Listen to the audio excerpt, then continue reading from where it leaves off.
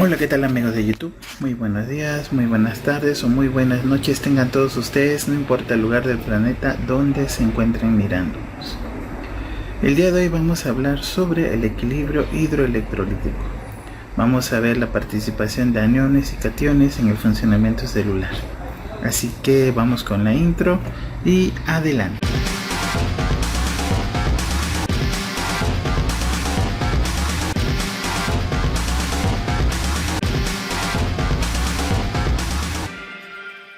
Equilibrio hidroelectrolítico.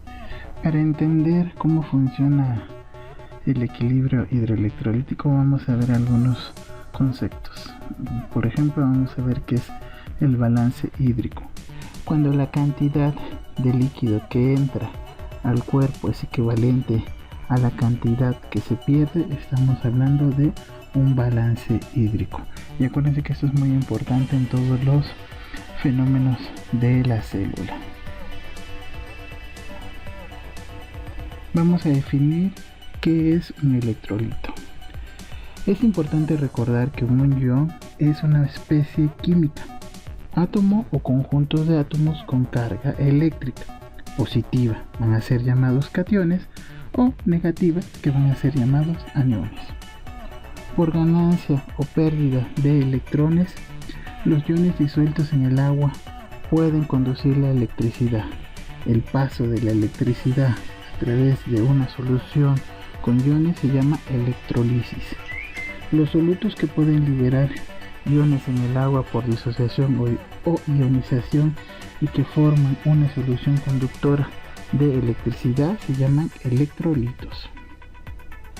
Los electrolitos son cationes y aniones que tienen una gran importancia para 1. Mantener el pH ácido o básico, para mantener la presión osmótica, para mantener la temperatura corporal. Cabe recordar que el porcentaje de líquidos en un adulto es del 50 al 70%. Los niños va de un 70 a un 80% del peso corporal. Aquí tenemos algunos ejemplos de electrolitos: el sodio, el potasio, el calcio, el magnesio, el cloro, los fosfatos y los sulfatos. Los electrolitos están presentes en el transporte del oxígeno, como es el caso del sodio, del cloro y del potasio. También están presentes en la transpiración, como es el caso del sodio, y también están presentes en el jugo gástrico, como es el caso del ion cloro y del ion potasio. Los electrolitos corporales tienen las siguientes funciones. 1. Estimula la irritabilidad neuromuscular. 2. Mantener el volumen de líquidos corporales y su osmolaridad. Distribuir el agua corporal entre los compartimentos de líquidos. Regular el equilibrio ácido-base. La pérdida principal de electrolitos se da a través de los riñones, los cuales eliminan selectivamente algunos electrolitos y dejan otros que se necesitan en la composición normal de los líquidos corporales. Aquí tenemos unos ejemplos de la cantidad de ingresos y egresos de electrolitos. Por ejemplo, de agua y bebidas llegamos a ingresar entre 500 y 2000 mililitros cada día. El agua en los alimentos equivale de 800 a 1100 mililitros. El agua de la oxidación, que es del propio del metabolismo, va de 200 a 400 mililitros, lo que nos hace una suma total de 1500 a 3500 mililitros por día. Los egresos en la piel va de 400 a 600 mililitros por día, en el pulmón de 400 a 600, en las heces de 100 a 300, en el riñón de 600 a 2000, lo que nos hace también una sumatoria de 1500 a 3500 mililitros. Por lo tanto, aquí vemos el balance hídrico. La cantidad de agua que ingresa es exactamente la misma cantidad de el agua que debe de salir. Mecanismo básico del equilibrio de líquidos y electrolitos. Distribución de los líquidos. El líquido se encuentra dentro y fuera de las células, intra y extracelular. El líquido extracelular se divide en dos compartimientos: líquido intersticial, que está entre las células, y el líquido intravascular, circula por los vasos sanguíneos. Cuando se presenta alguna enfermedad, se puede alterar el funcionamiento interno. Sin embargo, el cuerpo cuenta con organismos integrados de defensa y respuesta de compensación para mantener su normal funcionamiento. Líquido intracelular equivale del 30 al 40% del peso corporal. La composición química del líquido intracelular muestra que el potasio y el magnesio son los cationes principales y los fosfatos y las proteínas son los principales aniones.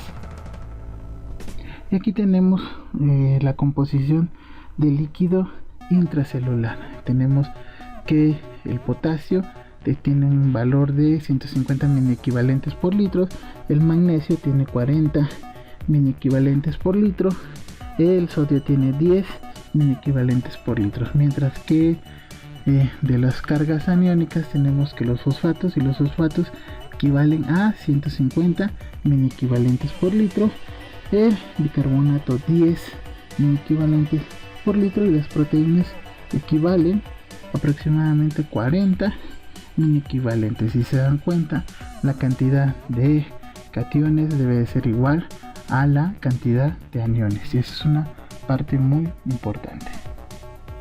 Líquido extracelular. El volumen de líquido extracelular equivale al 20% del peso corporal, dividido en dos compartimentos principales. 5% del peso corresponde al volumen plasmático y el 15% restante corresponde al líquido intersticial o extravascular. Líquido extracelular. El sodio es el catión principal del líquido extracelular, el cloruro y el bicarbonato los aniones principales. Las diferencias leves en la composición iónica del plasma y del líquido intersticial se deriva principalmente de la concentración de proteínas, aniones orgánicos, más allá en el plasma. Y aquí tenemos la composición del plasma. En el plasma vamos a tener 154 miliequivalentes de cargas positivas y 154 miliequivalentes de cargas negativas, divididas en 142 miliequivalentes corresponden al sodio, 4 van a corresponder al potasio, 5 van a responder al calcio y 4 corresponden corresponden al magnesio. Mientras que en los aniones tenemos el cloro con 103, el bicarbonato con 27 miliequivalentes, otra vez sulfatos y fosfatos corresponden a 3 miliequivalentes, los ácidos orgánicos van a corresponder a 5 miliequivalentes y las proteínas van a corresponder a 16 miliequivalentes. Tenemos ahora la composición del líquido intersticial, donde 153 miliequivalentes van a ser de cargas positivas y 153 miliequivalentes son de carga negativa, correspondiendo al sodio 144 miliequivalentes, al potasio 4 miliequivalentes, al calcio 3 miliequivalentes, al magnesio 2 miliequivalentes. Mientras que en los aniones tenemos al cloro con 114 miliequivalentes, al bicarbonato con 30 miliequivalentes, otra vez sulfatos y fosfatos nos van a dar 3 miliequivalentes y los ácidos orgánicos van a dar 5 miliequivalentes, mientras que las proteínas van a dar 1 miliequivalente. Ahora bien, vamos a ver los mecanismos reguladores. Uno de ellos es la ósmosis, que es el paso del solvente, en este caso va a ser agua, desde una zona de baja concentración de soluto a una de mayor concentración de soluto. Vamos a ver que otro mecanismo de regulación es la difusión, que es el desplazamiento de un soluto de un área de mayor concentración hasta un área de menor concentración. La filtración, que se debe a la diferencia de presión. También tenemos controles hormonales. La hormona antidiurética ADH se produce en el hipotálamo, actúa en los túbulos renales para retener agua y disminuir la producción de orina. Aldosterona, secretada por la corteza suprarrenal actúan los túbulos renales para reabsorber sodio y excretar el potasio. Incrementa el volumen circulatorio mediante la reabsorción de agua junto con el sodio. Tenemos la parahormona, se produce en las glándulas tiroides, facilita la absorción de calcio en el intestino, facilita la liberación de calcio por los huesos, aumenta la excreción de iones fosfatos a través de los riñones. Bueno, vamos a ver qué es la presión osmótica, y es muy importante para cuestiones médicas, y bueno, se va a dedicar a la cuantificación de electrolitos en cualquier paciente con síntomas neuromusculares. El tratamiento de las alteraciones hidroelectrolíticas se basa en la evaluación del agua corporal total y su distribución, así como la concentración de electrolitos y la osmolaridad del suero. Bueno, para entender qué es la presión osmótica tenemos que tomar en cuenta algunos de los siguientes conceptos. 1. La actividad fisiológica y química de los electrolitos va a depender de el número de partículas por unidad de volumen, moles o milimoles por litro, el número de cargas eléctricas por unidad de volumen, equivalentes o miliequivalentes por litro, el número de partículas osmóticamente activas o iones por unidad de un volumen, osmoles o miliosmoles por litro. El uso de gramos o miligramos por cada 100 mililitros expresa el peso de los electrolitos por unidad de volumen, pero no permite la comparación fisiológica de los solutos en una solución. Los electrolitos de los líquidos corporales se expresan en base a su actividad de combinación química o equivalentes. Un equivalente de un ion es su peso atómico en gramos dividido por la valencia, mientras que un inequivalente es dicha cifra expresada en miligramos.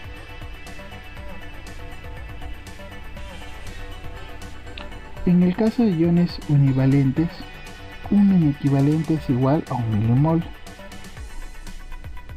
En el caso de los iones divalentes, como el calcio y el magnesio, un milimol es igual a 2 milimoles, y esto se debe a que los iones univalentes solamente tienen una carga.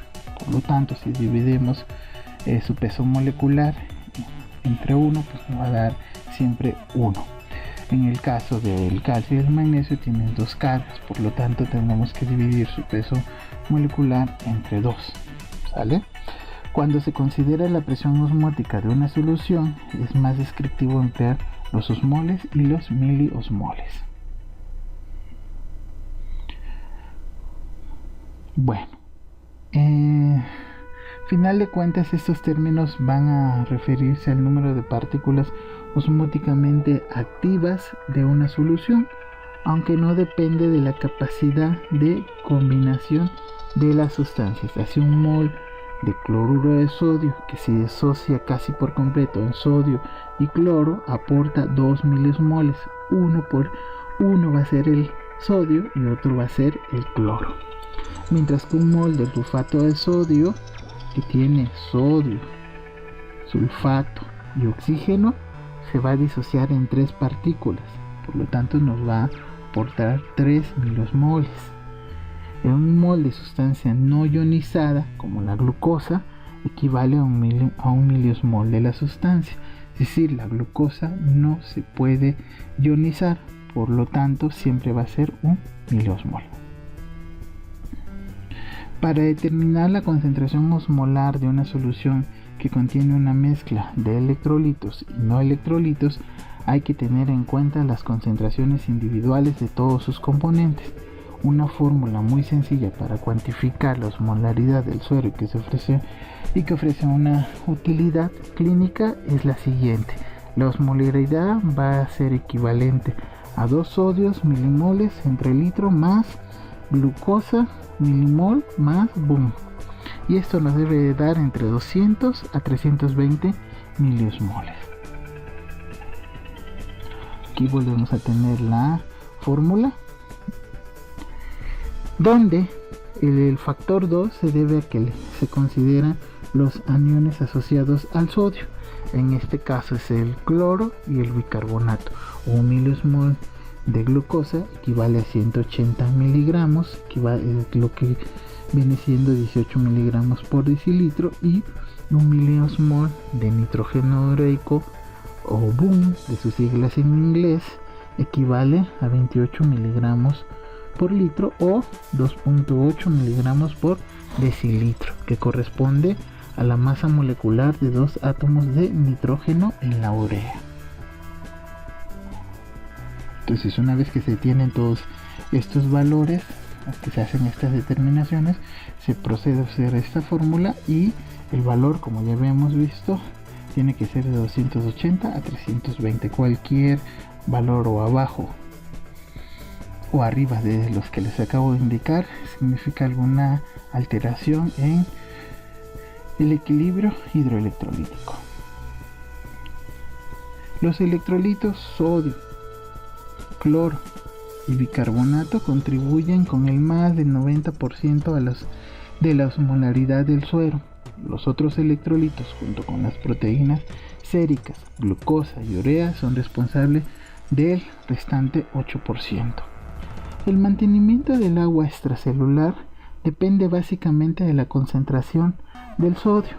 El organismo mantiene esa concentración por medio de la hormona antidiurética. Cambios de hasta 2 equivalentes de sodio en sangre estimulan los receptores osmolares y causan retención renal del agua cuando aumenta, y su eliminación cuando la osmolaridad disminuye. La presión osmótica total de un líquido es la suma de todas las presiones parciales de cada soluto de líquido, pero la presión osmótica efectiva depende de las sustancias que no atraviesan los poros de la membrana semipermeable. Por lo tanto, las proteínas disueltas en el plasma son la causa principal de la presión osmótica efectiva entre los compartimentos plasmáticos e intersticial. Es frecuente que se denomine presión oncótica coloidal. Y aquí tenemos un ejemplo de soluciones de acuerdo a la osmolaridad. Una solución isotónica es donde tenemos exactamente la misma concentración de iones dentro de una célula y fuera de una célula.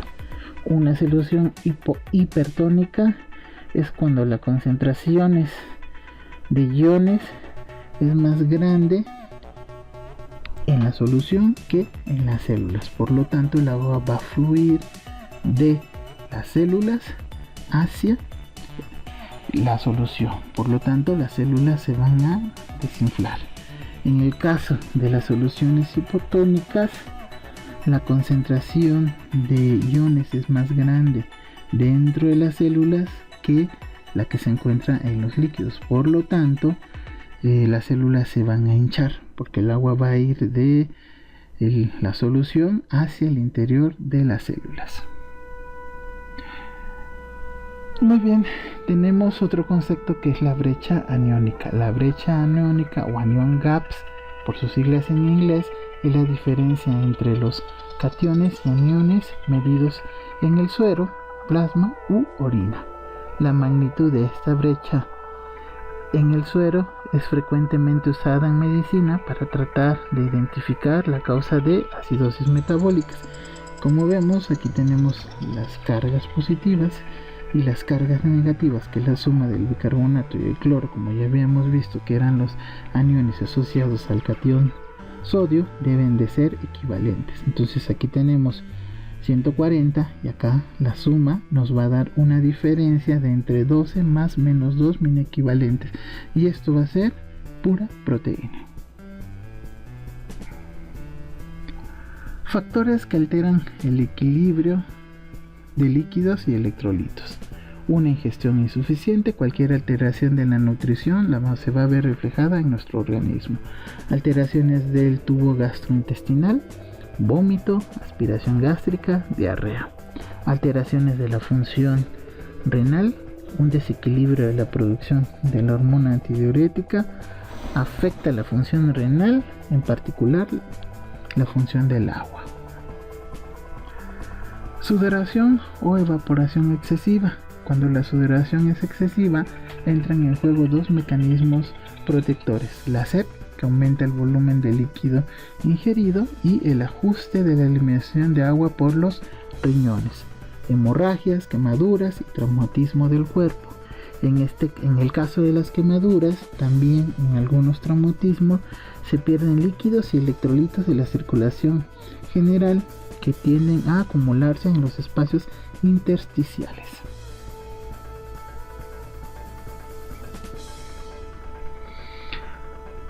¿A qué tipo de pacientes se le hace el balance hídrico? A pacientes deshidratados, operados, con vómito, diarrea, hemorragias, fiebre, quemaduras, sudoración excesiva, diaforesis, insuficiencia renal aguda, enfermedad de Addison, hipernatremia, etc.